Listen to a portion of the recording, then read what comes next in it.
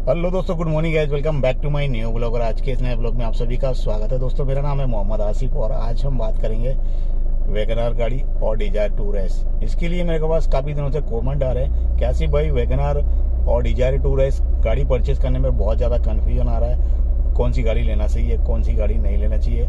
एक रिजेक्टली मतलब अच्छा सा एक वीडियो बना दो जो कि कुछ समझ में आए, जो कन्फ्यूजन है वो क्लियर हो जाए। और एक कमेंट और भी है, बहुत सारे आ रहे हैं क्योंकि वैगनआर गाड़ी के आए तो आए और डिजायर टूर एस के और एर्टिगा गाड़ी की ओनरशिप रिव्यू के भी बहुत सारे कमेंट आ रहे हैं। तो एर्टिगा गाड़ी की मैं आपको बताता हूँ भाई लोगों कि एर्टिगा गाड़ी जिनके पास है उनके पास टाइम नहीं है, और टाइम होता है तो मैं नहीं होता हूँ, वो होते हैं तो मैं नहीं होता हूँ। तो ऐसी सिचुएशन चल रही है। इसके लिए उसका एर्टिगा गाड़ी के ऊपर ओनरशिप रिव्यू आने में, जिस दिन मुझे मुलाकात होगी, टाइम मिलेगा, हम उसके ऊपर एक ओनरशिप रिव्यू जरूर बनाएंगे। तो आज हम बात करने वाले हैं वैगनआर गाड़ी, जो वैगनआर न्यू मॉडल वैगनआर और डिजायर टूर एस को लेकर के। तो दोस्तों, आज का ब्लॉग उसी के ऊपर है। आपको कौन सी गाड़ी सही रहेगी, कौन सी गाड़ी लेना चाहिए, कौन सी गाड़ी नहीं लेना चाहिए, क्या क्या प्रॉब्लम होती है, क्या क्या बुकिंग आएंगी, किस कैटेगरी में कौन सी गाड़ी चलेगी, और जो प्राइस का डिफरेंटली है वो सारा कुछ बताने वाला है आज के ब्लॉग के अंदर। ब्लॉग अच्छा लगे तो लाइक जरूर करना है, चैनल को सब्सक्राइब नहीं किया तो वो भी कर दो। तो दोस्तों, आज का ब्लॉग कर लेते हैं स्टार्ट।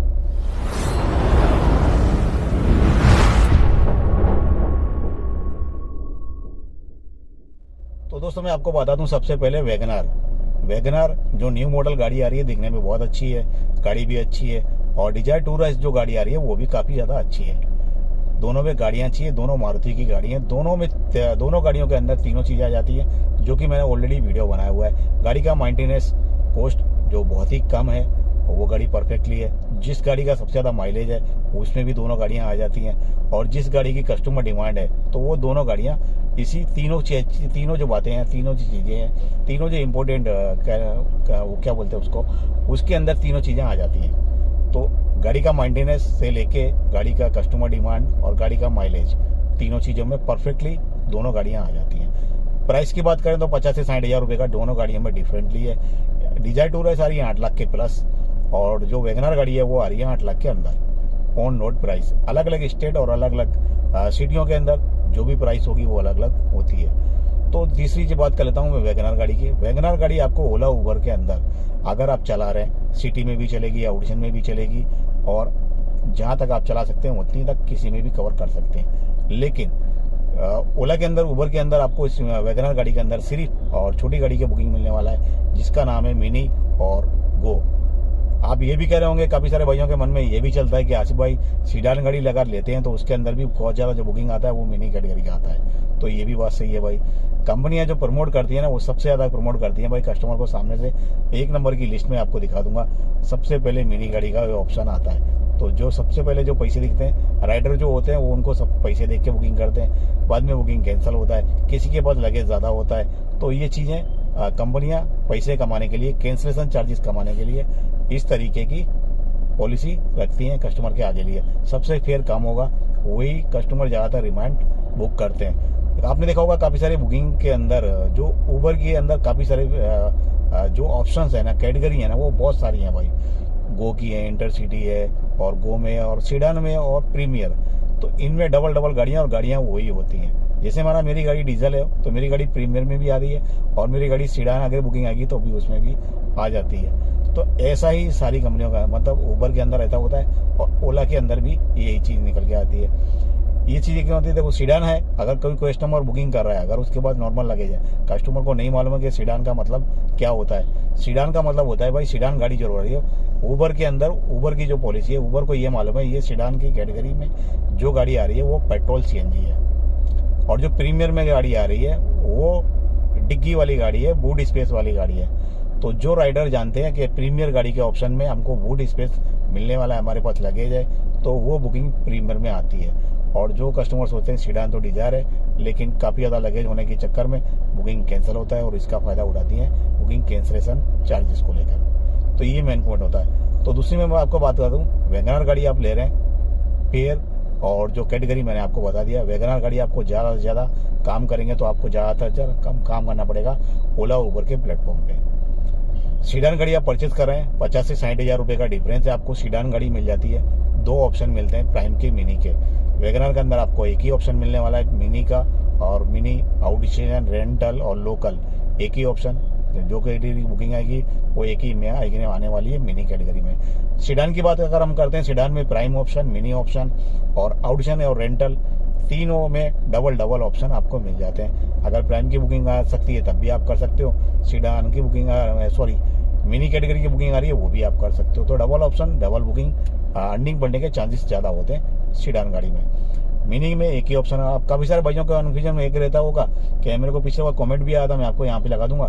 भाई का कहना था यार भाई सीडान गाड़ी है और बुकिंग तो ज़्यादातर मिनी का ही आता है, तो ये क्यों आता है? ये आने की वजह है बुकिंग अगर आपकी सिटी में बंद चालू करने का ऑप्शन है, ड्यूटी जो सेटिंग्स होती है उसको बंद चालू करने का ऑप्शन अगर कंपनी आपको देती है, मेरी सिटी में नहीं है, उबर के अंदर है, ओला के अंदर नहीं है, तो अगर आप बंद करने का ऑप्शन है तो आप बंद कर सकते हैं। आपको प्राइम में बुकिंग करना है तो प्राइम रखें, आपको अगर मिनी चालू करनी है तो मिनी में आएगी। क्योंकि जो कस्टमर राइडर जो होते हैं सबसे कम फेयर में सबसे सस्ती गर्मी और वो सब अपना बेनिफिट, अपना पॉकेट मनी, अपना बजट बनाने के हिसाब से कस्टमर की बुकिंग आती है। फर्क और डिफरेंटली क्या होता है ना, देखो एक डिजायर गाड़ी आपके पास होगी, आप तो डिजायर गाड़ी को किसी भी प्लेटफॉर्म पे काम कर सकते हैं, किसी भी प्लेटफॉर्म, ओला, उबर, ट्रैवल्स एजेंसी, व्हाट्सअप ग्रुप, दूसरे जो प्लेटफॉर्म है ऑल इंडिया कैब सर्विस के, अगर आप आउटसोर्सिंग में काम करते हैं तो, और खास करके अगर आप लोकल सिटी राइड में ही काम करना चाहते हैं, सिटी के बाहर आपको जाना ही नहीं है, तब भी आप वैगनर ले सकते हैं और डिजायर टू रेस ले सकते हैं। 60,000 रुपये का डिफरेंटली है, इससे ज़्यादा है नहीं। थोड़ा बहुत ऊपर नीचे हो सकता है अलग अलग सिटियों के हिसाब से, अलग अलग स्टेट के हिसाब से। ये चीज़ काफ़ी सारे भाई बोलते हैं मुझे कमेंट करके, आसिफ भाई मेरे यहाँ तो इतना है, कोई बोलता है मेरे यहाँ तो इतना है, तो ये चीज़ अपने अपने सिटी के अंदर मैनेज हो सकता है। फीचर की बात करूँ तो वैगनर बेस मॉडल से लेके 4 मॉडल आते हैं, उसके अंदर आप अपने हिसाब से, बजट के हिसाब से आप अपने मैनेज कर सकते हैं। डिजायर में भी वैसा है, डिजायर टू रेस मिलेगा, VXI मिलेगा, ZXI मिलेगा और ZT उबर के ऊपर का एक टॉप मॉडल और आता है VXI, ZXI और ZXI प्लस। तो ये 4 मॉडल उसमें आते हैं। इंजन की बात करूं तो डिजायर अगर गाड़ी है तो चारों गाड़ियों में सेम इंजन मिलेगा। वैगनर गाड़ी है तो चारों ऑप्शन में जो भी टॉप मॉडल है वहां तक एक ही इंजन वाला और सेम इंजन है, इंजन में कोई डिफरेंट नहीं होता है। और जो बात करता है बॉडी की, तो बॉडी भी सारे इंजन में, सारे गाड़ियों के अंदर एक जैसी होती है। फीचर, जो गाड़ी में फीचर होते हैं ऑटोमेटिक फीचर होते हैं, कुछ मैनुअल फीचर होते हैं, वो बेस मॉडल में होते हैं, मैनुअल होंगे। और जैसे जैसे गाड़ी की ग्रेथ जो बढ़ती जाती है, मॉडल के ऊपर जो बढ़ते जाते हैं, first model, second model, third model, उसके हिसाब से फीचर्स भी आपकी गाड़ी में बढ़ते जाते हैं। अब जब फीचर्स बढ़ेंगे तो गाड़ी की प्राइस भी आगे बढ़ेगी। तो ये चीज़ें होती हैं, जो भी गाड़ी लोगे उसकी ग्रोथ आगे होगी, उसकी डिमांड होगी, उसके पैसे भी बढ़ेंगे। तो अपने फीचर के हिसाब से आप अपने हिसाब से मैनेज कर सकते हैं कि आपको नॉर्मल फीचर चाहिए, क्या फीचर से आपको कोई लेना देना है नहीं। काफ़ी सारे भाइयों देखा होगा कि यार अपने को क्या ओला उबर में तो काम करना है, बट हम तो कोई भी चला लेंगे, काम करना है, पैसे कमाना है, तो वो भी बेस मॉडल ले लेंगे। काफ़ी देखा आपने देखा होगा, काफ़ी सारे भाई जो प्राइवेट ले लेते हैं उसमें मॉडिफाइड करा लेते हैं बाहर से, बेस मॉडल लेके टॉप मॉडल बना लेते हैं, तो फिर ये भी हो सकता है। तो जो मॉडल की गाड़ी आपको अच्छी लग रही है वो आप ले सकते हैं। डिजायर लेंगे तो आपको 2 ऑप्शन मिल जाते हैं काम करने के लिए, और किसी भी प्लेटफॉर्म पे काम कर सकते हैं। और एक चीज़ और बता दूं, ये चीज़ें क्यों होती है ना, अगर आप डिजायर गाड़ी ले रहे हैं तो अगर आपके ओला ने या उबर ने, मैंने जो कल बुकिंग किया था ना ऑडिशन का, मैडम को लेके गया था वहाँ, तो मैडम ने कर दी कंप्लेंट, भाई अपने को मालूम नहीं है, उबर की तरफ से नोटिफिकेशन आया है, मैं उसके ऊपर अलग से एक वीडियो बनाने वाला हूँ, तो वो चीज़ मैं बताऊँगा क्यों हुई। अपने को उस चीज़ के बारे में मालूम नहीं, जब नोटिफिकेशन आ जाया तब मालूम पड़ी कि भाई मैडम ने हमारे ऊपर एक कंप्लेन कर दी है, और कंप्लेन आने की वजह से आज उबर ने एक भी बुकिंग नहीं दी।